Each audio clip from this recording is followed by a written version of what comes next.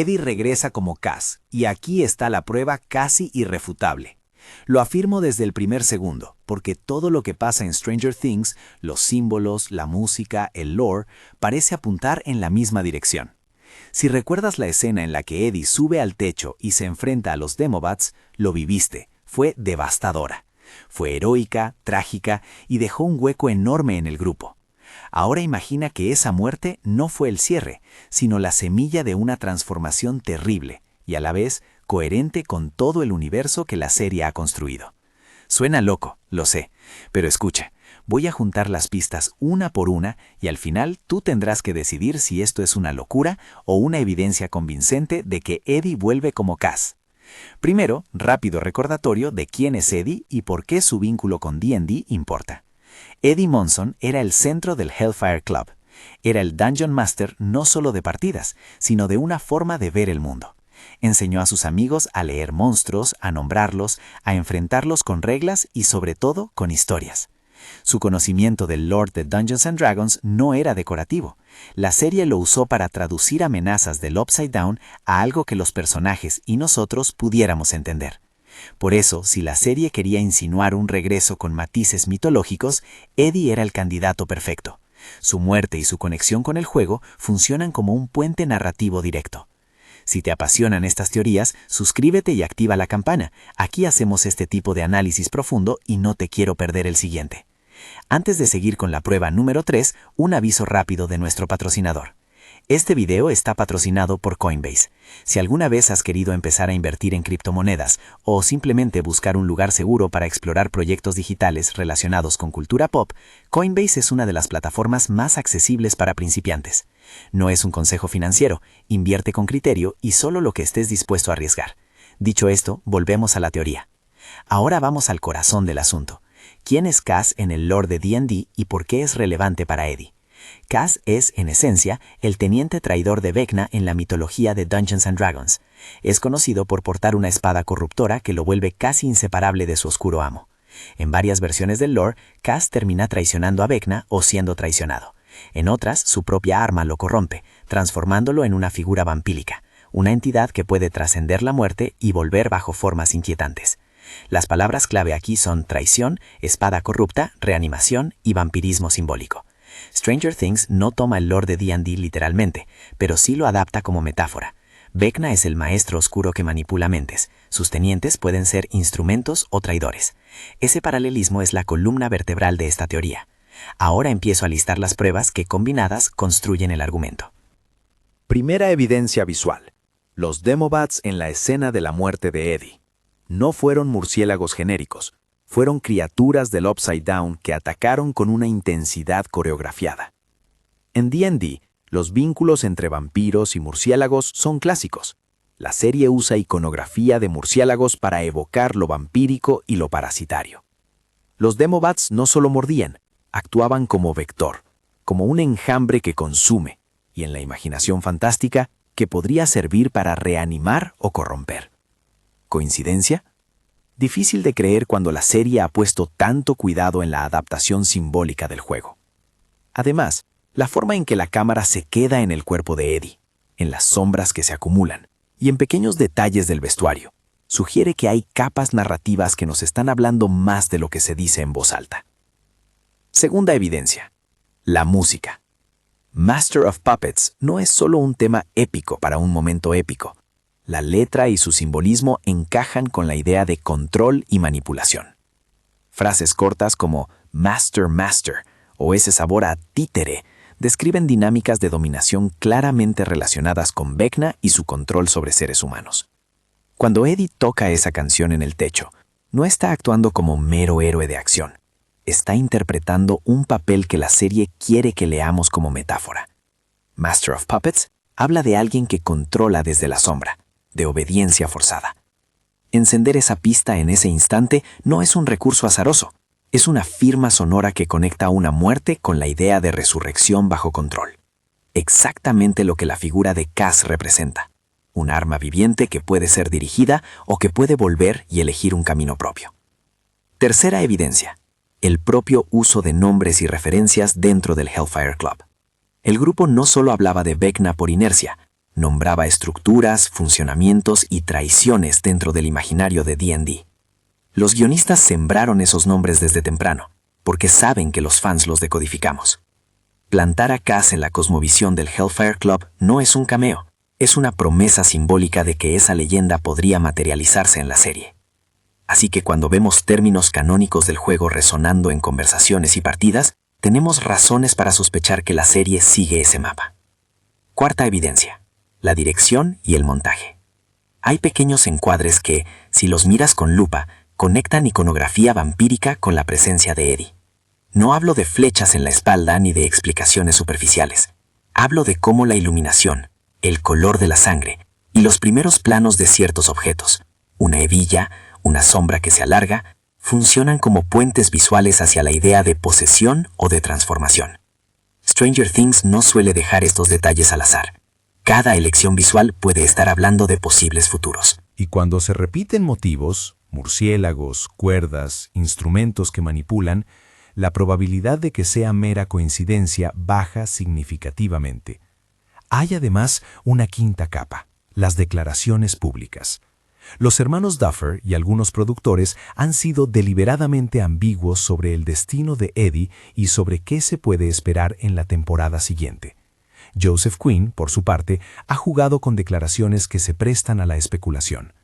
No estamos diciendo que ellos confirmaron que Eddie vuelva como Cass, eso sería cruzar la línea.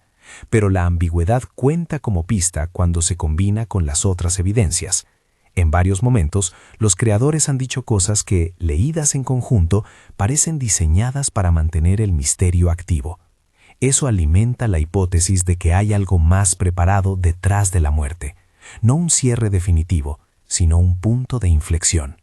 Un punto clave que quiero subrayar: la idea de Eddie como Cass no implica borrar su sacrificio ni trivializar su muerte. Al contrario, convertir a Eddie en Cass ofrece una palanca dramática poderosa. Transforma su legado en un conflicto moral intenso. Si Eddie vuelve como un sirviente de Vecna, habrá un choque brutal entre el recuerdo de su valentía y la amenaza de su nueva forma. Eso plantea preguntas narrativas ricas. ¿Podrá traicionar al maestro y recuperar su humanidad? ¿Será su retorno la manera en la que la serie explore la redención a través de la traición? En el lore de Cass, la traición es posible y en algunos relatos necesaria para terminar con el Señor Oscuro. Si la serie juega esa carta, Eddie podría tener un arco final que cierre con una victoria trágica pero coherente, sacrificar lo que queda de sí mismo para destruir a Vecna desde dentro. Piensa en la carga emocional. Para Dustin, para Max, para Eleven, sería una vuelta dolorosa pero con sentido dramático enorme. Ahora volvamos al detalle musical, porque aquí hay un matiz que muchos pasan por alto. Master of Puppets no solo habla de control, tiene una estructura narrativa que pasa de la euforia a la caída. Esa progresión coincide con la secuencia en la que Eddie, rodeado de murciélagos, pasa de estar en control a ser consumido por algo externo. Musicalmente, la canción actúa como árbol genealógico del momento. Establece la relación simbólica entre quién manipula y quién es manipulado. Esa lectura, aplicada a la figura de Cass, encaja casi demasiado bien. Cass es al mismo tiempo el ejecutor y la víctima de la espada corrupta. En términos narrativos, convertir a Eddie en ese personaje sería una manera perfecta de usar la canción como leitmotiv. La música no es ornamento, es signo. Pausa para matizar. Todo lo anterior es, técnicamente, interpretación. No estoy sosteniendo que tengamos un comunicado oficial donde alguien diga Eddie es Cass. Lo que sí tenemos es una suma de elementos, visual, sonoro, textual y metadiscursivo, que en conjunto forman lo que puedo llamar una prueba argumental muy fuerte. Podríamos incluso llamarla evidencia casi irrefutable en términos de coherencia interna de la narrativa. Tantas piezas encajando en la misma dirección tienden a señalar la intención creativa. A partir de aquí, hablemos de probabilidad y a intención creativa. ¿Por qué convertir a Eddie en Cass sería una elección inteligente para los guionistas? Primero, porque devolver a un personaje querido como un antagonista con posibilidad de redención es un recurso que produce alto impacto emocional. Segundo, porque la mitología de D&D ya está sembrada en el tono de la serie. Usarla para convertir una muerte en un trauma reparable, pero complejo, preserva la congruencia interna. Y tercero, porque narrativamente les permitirá explorar temas que Stranger Things ha venido tocando: la pérdida, la manipulación mental, la lealtad y la traición. No es solo un truco de fanservice, es una vía para profundizar en personajes y en la mitología del show. Imagina por un segundo las escenas posibles. Dustin enfrentándose a alguien que fue su héroe, Max viendo a quien la inspiró como monstruo, y Leven teniendo que decidir si libera a un alma que podría destruirlos. Esos son conflictos con peso real. Y si además, al final, Eddie consigue una traición redentora al estilo de Cass, traicionar al maestro para salvar a sus amigos, habríamos recibido una de las resoluciones más impactantes y conmovedoras de la serie. Enfrentemos ahora las objeciones más comunes. La primera: si Eddie fuera a volver así, ¿por qué no lo dijeron desde el principio? Respuesta: porque mantener el misterio y las negaciones ambiguas es exactamente lo que alimenta la sorpresa dramática. La segunda: ¿no sería una traición al personaje? Respuesta: depende de la ejecución. Hecho bien, sería una expansión de su legado, no una negación. La tercera: ¿y si esto es solo wishful thinking? Totalmente posible. La teoría se sostiene mejor cuando reconoce su momento especulativo. Pero reconocer la especulación no evita que valoremos la consistencia de las pistas. Al contrario, la refuerza. Llegamos al clímax argumental: juntar todas las piezas. Tenemos el contexto: Eddie, DM y puerta de entrada al lore de D&D. Tenemos el mito: Cass, espada corruptora, traición y vampirismo simbólico. Tenemos la evidencia visual: Demobats trabajando como vector y motivos vampíricos en el montaje. Tenemos la evidencia sonora: Master of Puppets como comentario sobre control y obediencia. Tenemos la evidencia metanarrativa: nombres plantados en la campaña del Hellfire Club y declaraciones ambiguas de los creadores. Todo eso, en conjunto, no es solo un conjunto de coincidencias bonitas, es un mapa que conduce a la hipótesis de que Eddie podría volver transformado en Cass. No es una confesión oficial, es una prueba argumental que resulta difícil de ignorar. Por eso titulamos este video como lo hicimos: Eddie regresa como Cass y aquí está la prueba irrefutable. Porque para muchos de nosotros, la suma de estas evidencias actúa como una prueba persuasiva, casi irrefutable en términos de coherencia narrativa. ¿Qué implicaciones prácticas tiene aceptar esta teoría? Narrativamente, obliga a la temporada 5 a lidiar con la culpa, la recuperación y la doble moral. ¿Se mata a quien debe salvar? Emocionalmente, obliga a los personajes a enfrentar recuerdos de sacrificio con la nueva realidad de un enemigo que fue amigo. Creativamente, abre la puerta a giros de guión donde la traición y la redención se convierten en dos caras de la misma moneda.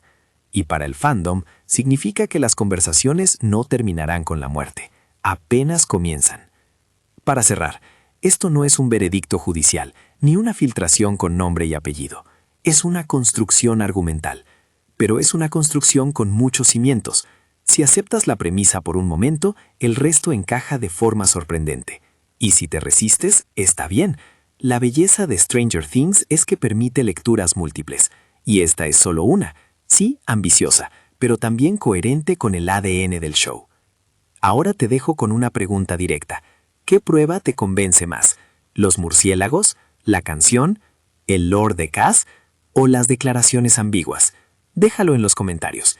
Quiero leer tus contraargumentos y tus propias piezas de evidencia. Comparte este video con alguien que ame las teorías de Stranger Things. Hagamos que la discusión crezca. Antes de despedirme, un último mensaje sobre el patrocinio. Si te interesa probar Coinbase para explorar activos digitales relacionados con cultura pop y coleccionables, recuerda hacerlo con precaución y educación. No te lances sin investigar. Gracias a Coinbase por hacer posible este análisis. Si te gustó este video, dale like, suscríbete si no lo has hecho y activa la campana para no perder el próximo análisis sobre las teorías que más impacto tendrán en la temporada 5. Volvemos pronto con más pruebas, más detalles y quizás, si la serie lo confirma, una explicación de cómo y por qué Eddie se convirtió en Cass. Hasta la próxima. Sigue mirando, sigue cuestionando y sobre todo, sigue jugando.